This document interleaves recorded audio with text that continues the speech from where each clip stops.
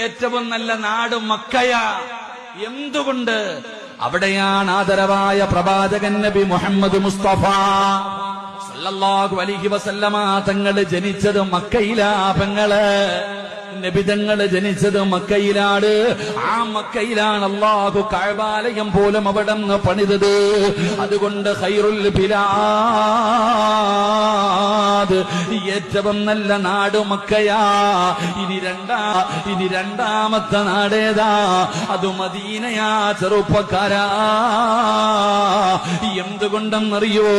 അവിടെയാണ് ആദരവായ പ്രവാചകൻ നബി മുഹമ്മദ് മുസ്തഫ സല്ലല്ലാഹു അലൈഹി വസല്ലമ തങ്ങൾ കിടക്കുന്നത് അവിടെയാണ്. ആ മദീനയിലാണ് നബി തങ്ങൾ കിടക്കുന്നത്. ലോകത്തിലെ ഏറ്റവും വലിയ രണ്ടാമത്തെ നാട് മദീനയാ. മൂന്നാണ് ബൈത്തുൽ മുഖദ്ദസ്.